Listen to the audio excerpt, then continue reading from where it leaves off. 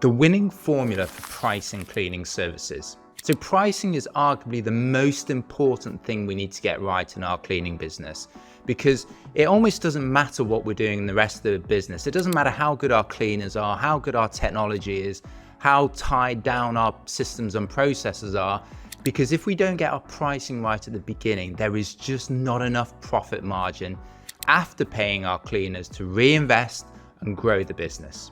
So in this video, I'm going to take you through the 5 key steps we need to get right to price both house cleaning and commercial cleaning services correctly. So let's jump straight into it. So point 1 is we need a formula.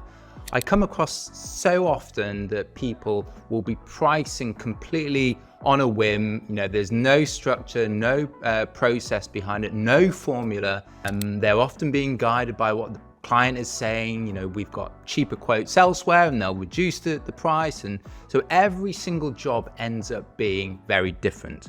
But we need a standard price, and we need to be disciplined with our pricing, because the industry we're in, there are many great parts and great things with the cleaning industry, but one of the downsides in the industry is there's not a huge profit margin in the business. So we need to run things tightly. We can't get carried away with overrunning costs and pricing our jobs not correctly. This isn't a software business. We need to get our pricing nailed down, and we need to be disciplined. So what this means is that we need to make sure that every single job is priced in the correct way. We can't be doing individual pricing and bespoke pricings on a job basis. So we need to keep disciplined. We need a standard formula. Don't offer discounts if you can do. Drop me a comment. Let me know, guys, how you price your cleaning services. Is there a particular way that you go about it? Do you price it individually? I'd be interested to see how you guys do it. So drop me a comment below. So the way that we do it is, and moving on to point 2, is we start off by calculating our labor cost. So the labor cost is the amount of money that we need to pay our cleaning staff to do the clean for us. So broadly, it's based off 2 things. It's based off, what are we paying on an hourly basis for our cleaning staff? If you've got cleaners in your business, then very easily, maybe you're paying certain cleaners different amounts to others. Maybe some are more experienced, so you pay them a higher rate. But what you can do is you can just take an average, hourly rate across your cleaning company. If you do not have the cleaners already in your business, maybe you're doing the cleaning yourself, then go to Indeed.com to see what the market rate for cleaning staff is in your area. So Indeed.com is the world's largest recruitment website. You can do a quick search for cleaning companies or cleaning jobs in your particular area, and there'll be a long list of cleaning companies who are advertising for staff, and they will all have the typical pay rates on them. So you just go through, say the top 10, 20, and just take an average of that. And you can use that number if you do not have cleaning staff that you're paying for in your business at the beginning. So it consists of 2 parts. We need to take the typical hourly rate of our cleaners, and then we need to multiply by the number of hours that we think the job will take to do. And if we take that will be the total amount of cost that we need to pay to our cleaners to do the job for us. So let's say we think a job will take 5 hours, we pay our cleaners $20. That means that 5 times 20 equals $100. That is the amount that we would be paying our cleaning staff to do the job for us. So that is calculating the labor cost. Once we have that, we then move into point 3, and that's adding in different taxes. So we need to get to what's called a fully loaded labor cost. So it's not only the amount of money that we're paying to our cleaners, we also, particularly if we're running with W2 employees, we need to add other payroll taxes in there as well. So we need to think of what is the total cost of sending that clean to the job. For 1099 contractors, it's obviously primarily the payment, of that fee to the contractors. If you have W2 employees, then obviously it's the payment plus the other payroll taxes as well. So we need to get to the total cost of sending the labor to the job. And that brings us to what is called a fully loaded labor cost. Once we have that, we then move to point 4, and that's why we need to multiply the total labor cost by 2 to get to the price that we charge the client.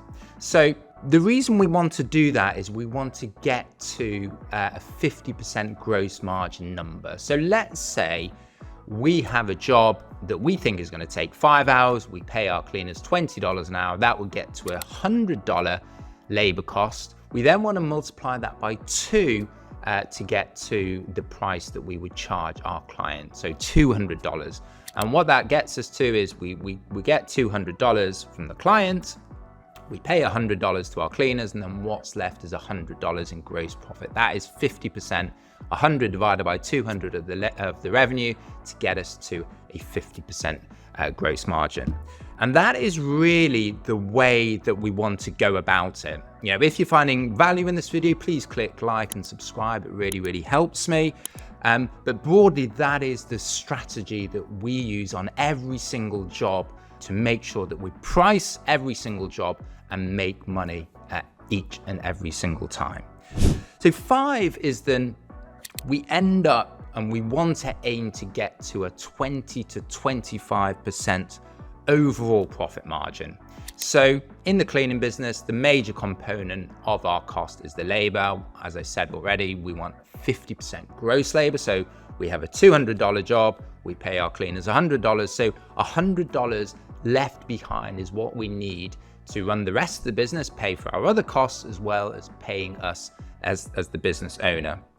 And 20 to 25% overall profit margin is a good amount to aim for. So what that means is that if we have a $200 job, then 20% of that would be $40.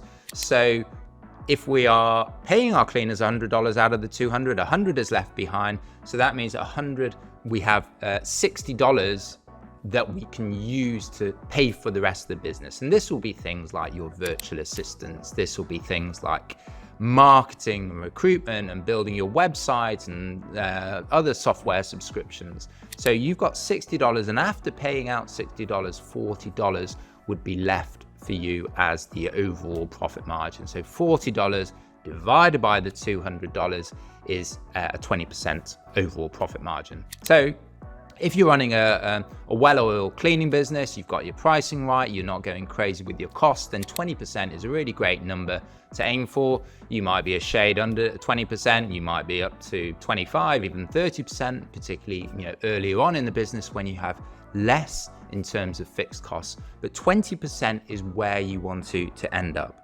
Once you get this right and you're at that 20% level, what we need to do next is throw fuel onto the fire. We've got the model working at what's called a unit economic basis, on a job by job basis, we're making money. Now we just need to plow more money into marketing, get more jobs so that our overall profit is that much higher. So we need to put money into marketing, but we need to get marketing right. If we don't get our marketing right, if we don't know how much money we're making from our marketing, whether Google Ads is our best marketing channel, or is it Facebook, or is it handing out flyers? If we do not get this marketing piece right, the pricing doesn't matter. We need to get our pricing and our marketing right. So in this next video, I'm going to go into more detail about what this marketing looks like. I'm going to give you the 5 best marketing channels I believe that you should be using in your cleaning business to really ramp up. So if you get the marketing right and the pricing right, you will be growing a large and profitable cleaning business. So I'll see you on the next one.